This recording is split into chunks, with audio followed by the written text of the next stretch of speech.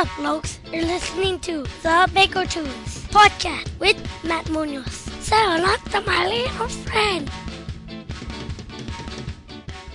What's up, everyone? This is Bakotunes Podcast, episode 60, brought to you by your favorite website, bakotopia.com. Today we feature all the way from Sydney, Australia, Sick Puppies, who will be appearing live at the Zone inside the Golden State Mall in Bakersfield on Saturday, February 23rd, 2008. Guitarist, vocalist Shimon Moore took a break to lounge with Bakotunes and chat about the band's karmic-like success, thanks in part to the video Shimon made for their song All the Same. If you don't know what I'm talking about, visit YouTube and put in a search for Free Hugs and check it out. What started out as a gift to cheer up a friend in need turned into an international phenomenon and helped launch the band into rock stardom, opening up for rock heavies Evanescence in 2007. Now in 2008, the band is ready to hit the road to headline its first tour. You're going to dig Shim and his mate, so make sure you get your tickets now by visiting timgardeapresents.com or visit the band's websites at sickpuppies.net and myspace.com/sickpuppies.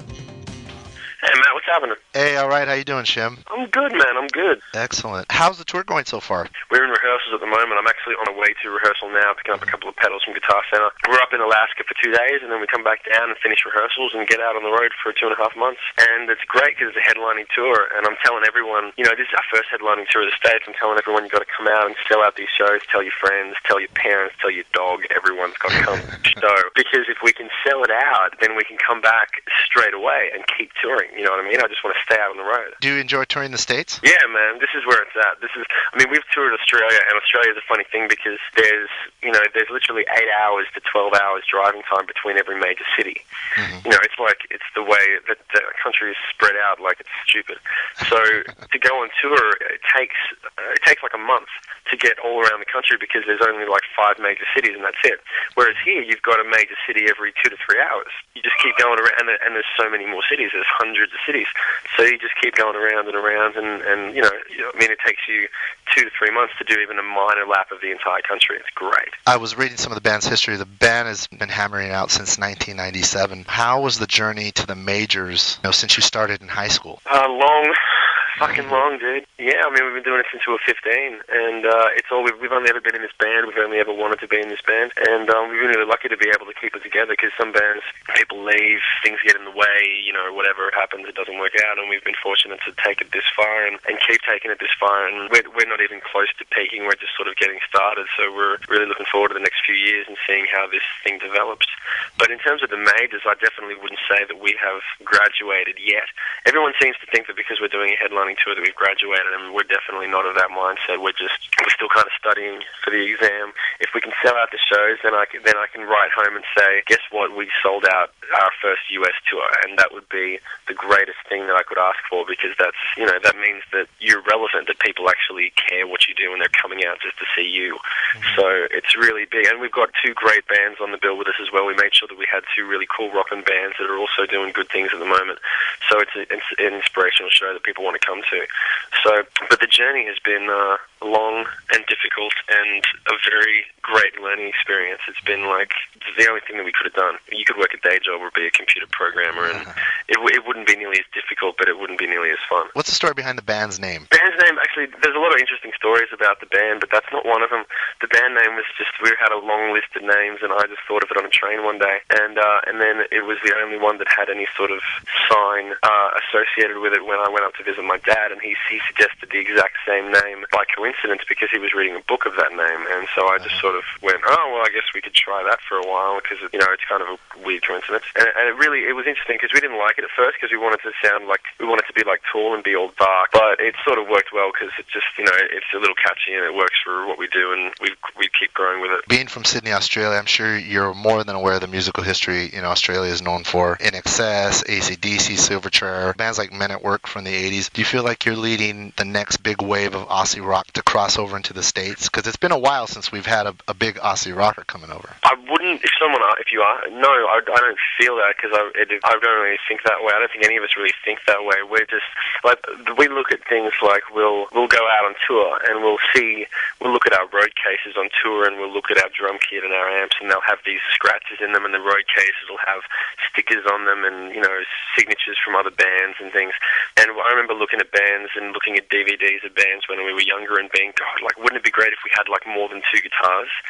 It'd be great if we had, like, you know, our own road case with our thing, like, spray painted on it with our logo on it, and now we've got all that stuff, and we just go, I can't believe, you know, we came from Australia and we're over in the States and we have a road case like that and we have a tour bus and we have all of this stuff. We're like a legitimate rock and roll band now that's doing it. And in terms of, like, pioneering some new wave of music, I don't think any band who does that plans to do that. I mean, we want to take over the world and everything, but it's not about pioneering a movement. It's just about being the best band you can be. So we just want to, you know, keep developing the sound of the band, and hopefully the best you can ask for is that maybe along the way people will start listening to more Australian music as a result of us being from Australia, but that's what we think about most. The original video for All the Same features the story of Juan Man, the Free Hugs guy, and I read in your bio how that came about. Did you ever think it would take off the way it did? That's a pretty amazing video. It's really, I know, I didn't think it would take off the way that it did, but I remember when I sat down to make it, because I remember sitting down in front of my computer and saying, you know, my friend's grandmother died, I want to make this thing, I know I've got a couple of days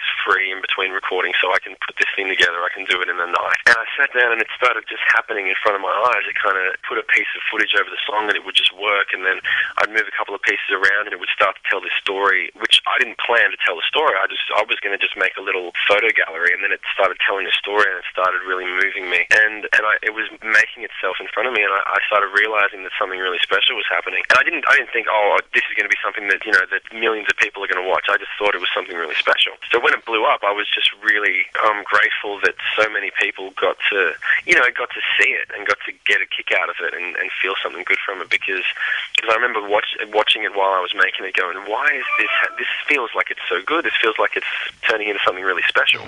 And then when it blew up, I just thought, oh, I guess it was really supposed to happen that way. I guess I was supposed to make that video at that particular moment. You know, you think it was good karma for cheering Juan up after his big loss? I definitely think of it as that. I think of it as everything comes full circle, everything. And so, you know, making the video for a cause like that and then having it turn into something that gave back to the band and myself 10 times or fucking 10 million times over, you know, and also considering that I honestly do think, like, I remember I can't remember, I read an interview from a band where realistically a lot, like, there are so many bands and it takes them, you know, 5 or 10 years to break through and start being able to make a living. And there was someone, I can't remember who it was, that said, you know, eventually you get to a point where you've written so many songs and you've done so much work where God or the universe or whatever you believe in finally just takes a second out of his day to look at you and go, you know what, you've worked hard enough, here's a little nugget that you can take and actually build a life, and here's a Free Hugs video, here's a #1 single or whatever. And then they give you this thing that is going to resonate, that's going to finally push through all the work that you've done, and they give you that one thing that you can't quite, it's bigger than you, it's not something you would do just by yourself, it's got something extra added to it. So I think definitely karma came into play on that particular evening. You recently performed acoustically in Bakersfield. Now you return on February 23rd. What is your electric show going to be like? Oh, it's going to be sick. It's going to be so fucking sick. We got newer songs we're playing. We're playing a couple old songs, a couple new songs. We've got worked out a couple of new jams in between, new audience things so that the audience can feel like part of the show. I mean, we've got Save and Abel and all these bands coming out with us that we're really into.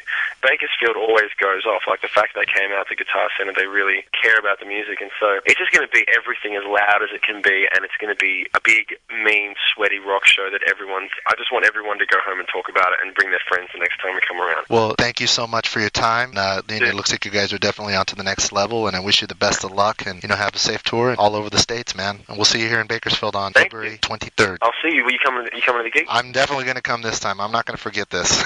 All right, well, when you do, come up and say good day after the show. We'll be at the merch desk. Come up and say hi. You got it, bro. Thank you so much. All right, man. Thanks. Take Bye. care. Thank you very much, Shimon Moore from Sick Puppies. Don't forget to pick up their brand new CD, Dressed Up as Life. See them at the Zone on February 23rd. And if you'd like to hear more Bakotunes podcasts, go to the web at www.bakotopia.com, or you can also subscribe to us free and get us on your iTunes every episode free. Go to iTunes and put in a search for Bakotunes. That's Bakotunes. Alright, this is Matt Munoz from Bakotopia.com. We'll see you next time. Peace.